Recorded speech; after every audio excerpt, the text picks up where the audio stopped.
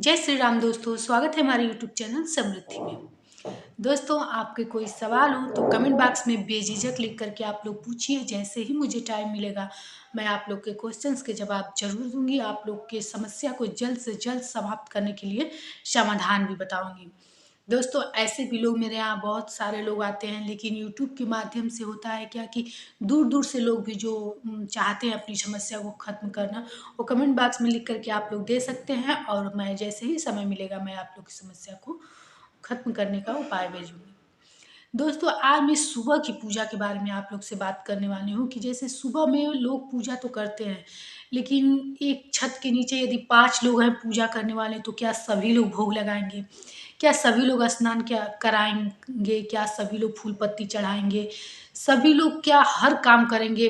तो ये सभी बातें मैं इस वीडियो में बताऊंगी। तो वीडियो बहुत इंपॉर्टेंट है, क्योंकि मंदिर सबके घर है, पूजा पाठ सभी लोग करते हैं। क्या घर से ज़्यादा फल मिलता है मंदिर में पूजा करने का, ये भी इस वीडियो में बताऊंगी।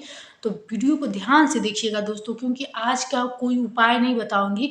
आज इस वीडियो में मैं आप लोग को सुबह की पूजा से जुड़ी हुई ऐसी महत्वपूर्ण बातें बताऊंगी जो शायद आप नहीं जानते हो, गलती करते हो और आपको पूजा का संपूर्ण फल नहीं मिलता हो। तो चलिए वीडियो को आगे बढ़ाते हैं दोस्तों। वीडियो थोड़ी बड़ी हो जाती है दोस्तों, तो इसके लिए क्षमा कीजिएगा, क्योंकि वीडियो बड़ी हो जाती है कि आप लोग को तोड़ तोड़ के बातें जब तक मैं समझाऊंगी नहीं, तो आप लोग समझेंगे नहीं। तो देखिए, बिना समझे किया गया कार्य राक्षस गण करते हैं। तो उलझ के कोई कार्य करना, ताकि उस पे आस्था भी ना हो, विश्वास भी ना हो, उस कार्य का फल कभी नहीं मिलता है।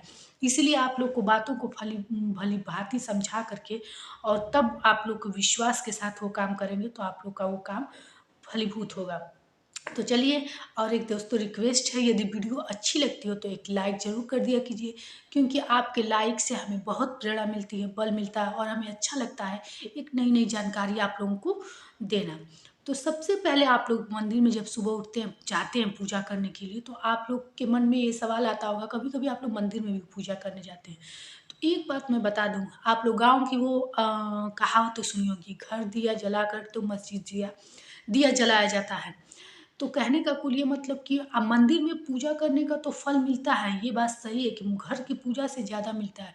लेकिन क्या होता है ना कि किसी को दान देने से पहले पहले अपने घर का ध्यान देना। यहाँ तक शास्त्रों में कहा गया है दोस्तों कि यदि आप लोग भगवान की पूजा पाठ करते हैं और आपके बुजुर्ग कोई बैठे हैं, चाय पानी दूध वगैरह सुबह शाम कभी भी, तो सब भगवान से भी पहले उन लोगों की पूर्ति कीजिए, क्योंकि आप गृहस्थ आश्रम में हैं।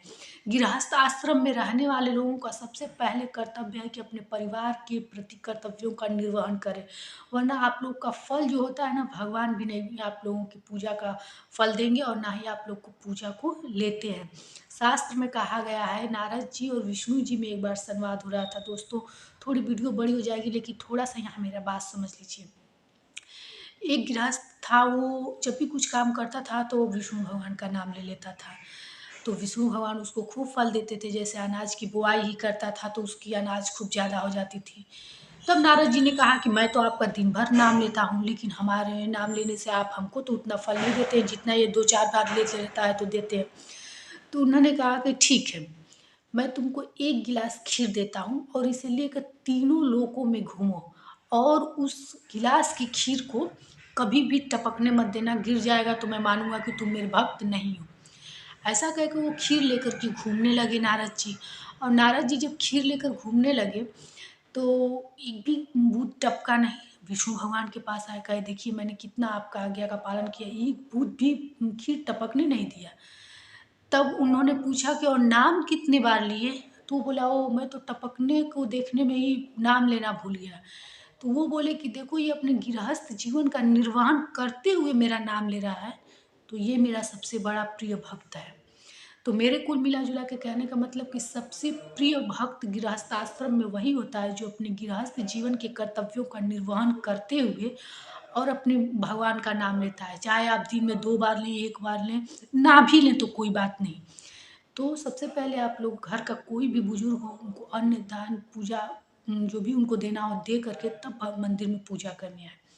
घर में यदि 5 सदस्य हैं, तो कोई एक सदस्य ही उठेगा जो मंदिर की सफाई करेगा। प्रत्येक सदस्य उस मंदिर की सफाई नहीं करेगा, ये दोषपूर्ण माना जाता है।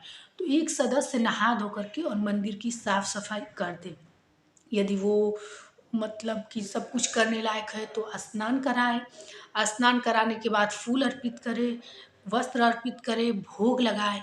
यहाँ मैं एक ज़रूर बात आप लोग को बताना चाहूँगी कि भोग में सुबह के टाइम, शाम के टाइम यदि आप लोग भोग लगाते हैं, तो फल का भोग लगाया जाता है, लेकिन सुबह के टाइम कभी भी भोग लगाया जाता है तो अन्न का भोग लगाया जाता है।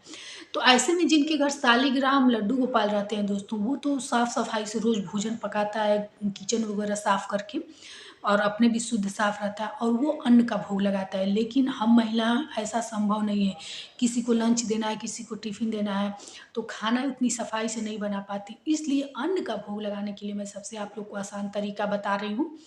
चूरन होता है आटा का, आटा सबसे शुद्ध और प्रिय अन्न भोग कहा जाता है। आटे को लालिमा होने तक भून लीजिए, उसमें मिश्री, पंचमेवा वगैरह मिला करके देसी घी में भूनिएगा और एक डिब्बे में रख लीजिए। 1 हफ्ते तक वो आराम से चलता है और इसी का भोग सुबह में लगाइए और शाम को भोग लगाने के लिए कुछ ड्राई फ्रूट रख लीजिए, मेवा रख लीजिए, गुड़ रख लीजिए, किशमिश रख लीजिए, कुछ भी रख सकती हैं शाम के भोग के लिए। क्योंकि देखिए हमारी वीडियो छोटे लोग भी देखते हैं, बड़े लोग भी देखते हैं, तो हम ऐसे में ये नहीं कह सकते हैं कि आप लोग हर रोज़ फल ही ला कर रखिए। वैसे तो आप लोग समझदार हो गए, फ्रूट वगैरह भी खाते हैं, तो फ्रूट वगैरह है तो लगा दीजिए, नहीं तो कोई बात नहीं। हम सोचते हैं कि मंदिर में साफ-सफाई से रख कर ऐसी चीज़ें रहें, जबकि देखिए आजकल के जीवन में भाग-दौड़ में ये संभव नहीं है कि हर टाइम लोग घंटा 2 घंटा पूजा-पाठ में दें। लेकिन साधारणतः जो नियम है वो अगर मंदिर में आप लोग करेंगे तो निश्चित रूप से आपका पूजा फलीभूत होगा। स्नान कराने की यहाँ बात है तो मंदिर में केवल 1 लोग स्नान कराएँगे। यदि आप लोग सोचते होंगे कि हम ज़्यादा फल पाने के लिए 3 महिला घर में हैं तो तीनों स्नान कराएँ, तो इससे किसी को फल नहीं मिलेगा अपितु श्राप मिलेगा सबको। इसलिए कभी भी जो लोग पहले पूजा करें उन्हीं का कर्तव्य बनता है कि वो स्नान कराएँ, भोग लगाएँ, दीपक जलाएँ। और एक बात यहाँ बताना चाहूँगी, दीपक कई लोग नहीं जलाएँगे। हाँ, अब आप लोगों के मन में सवाल आएगा कि तो हम लोग बारी-बारी पूजा करने जाएँगे तो क्या करेंगे? देखिए, आप लोग जो यदि मंत्र पढ़ते हो तो मंत्र पढ़ेंगे, चालीसा पढ़ते हो जो भी चालीसा पढ़ते हो, शिव चालीसा, दुर्गा चालीसा, हनुमान चालीसा वो चालीसा पढ़ेंगे और पुष्प रख दीजिए, 1-2 पुष्प सभी लोग अर्पित करते हुए अपना पूजा पूर्ण करेंगे। लेकिन कभी भी सभी लोग ना भोग लगाएँगे, ना स्नान कराएँगे और ना ही दीपक जलाएँगे, क्योंकि एक छत के नीचे यदि जो लोग 4 महिला 4 पुरुष पुरुष रहते हैं, तो उसमें से मात्र एक का ही कर्तव्य बनता है कि वो पूजा पूरा पहले कर ले, साफ-सफाई के साथ भोग वगैरह लगा ले, तो उसके बाद पुष्प अर्पित करते हुए सभी लोग पूजा करेंगे। और उसमें का जल भी कोई लोटा में बदलेगा नहीं, एक ही लोटा का जल वहाँ रखा रहेगा। उसी के बाद सबको, सूर्य भगवान को, तुलसी माता को बारी-बारी सभी लोग जल अर्पित कर सकते हैं। लेकिन यदि आप लोग ये सोचते होंगे कि मंदिर में भी जल हम लोग बारी-बारी अर्पित करें फल प्राप्त करने के लिए, क्योंकि लोग सोचते हैं कि हम दूसरे का पूजा क्यों लें? लेकिन एक मंदिर है घर में, तो सबका बस फूल अर्पित करके आप लोग पूजा करें। ये सब बारीक छोटी-छोटी बातें हैं दोस्तों, जो शायद लोग समझ नहीं पाते हैं, लेकिन मैं आप लोग से बता दूँ, इससे घर में खंडन होता है और घर हमेशा पीछे की तरफ चला जाता है, दोषपूर्ण घर माना जाता है इसको। इसलिए आप लोग भूल कर भी ये सब काम मत कीजिएगा। एक छत के रहने वाले सिर्फ़ 1 लोग ही ये काम करें, अपितु पूरे लोग ये काम नहीं करेंगे। दूसरी बात दोस्तों, ये हमारी वीडियो, हमारी बातें आप लोग को अच्छी लगती हो तो एक लाइक ज़रूर कीजिएगा, क्योंकि इतने अंदर तक की सोच समझ के बात मैं आप लोग को देती हूँ और मेरी बातें शुद्ध सात्विक रहती हैं, कहीं से उठाई नहीं, सिर्फ शास्त्रों की और अपने बुजुर्गों द्वारा बताई गई बातों को ही मैं बताती हूँ दोस्तों। तो इसके लिए एक लाइक कर दीजिएगा और मेरे वीडियो के नोटिफिकेशन आप लोग के यहाँ फटाफट पहुँचते रहे, इसके लिए आप लोग सब्सक्राइब भी कर दीजिएगा। दोस्तों ये बहुत महत्वपूर्ण बातें थी कि सुबह में ऐसे करना चाहिए। शाम की पूजा में दोस्तों आप लोग को बहुत सारे लोगों का प्रश्न था, मैं आप लोग को बता दूँ कि शाम को भी मैं चालीसा पढ़ूँ या शाम को भी मंत्रों का जाप करूँ, ऐसा कुछ नहीं है। यदि आप लोग कोई उपाय नहीं करते हो, कोई मतलब कि कोई ऐसी विशेष पूजा नहीं कर रहे हैं, तो शाम की पूजा में कोई ज़रूरी नहीं है। सिर्फ़ दीपक 3 जगहों पे जला दीजिए, मंदिर में और तुलसी माता के पास और मेन डोर पे। इसके बाद से आप लोग आरती कर दीजिए। आरती देखिए, आरती भी मैं बताना भूल गई, पूरे घर के लोग नहीं करेंगे। एक बार आरती हो, यदि संभव हो तो पूरे घर के लोग, आप लोग पहले के पिक्चर वगैरह में दिखाया जाता है कि जब घर में आरती होती है पूरे लोग इकट्ठा हो जाते हैं। तो यदि संभव हो तो एक साथ पूरे लोग स्नान करके और आरती में इकट्ठा हों, लेकिन ऐसा मतलब जनरल जीवन में ये संभव नहीं है कि सब लोग आरती में इकट्ठा हों।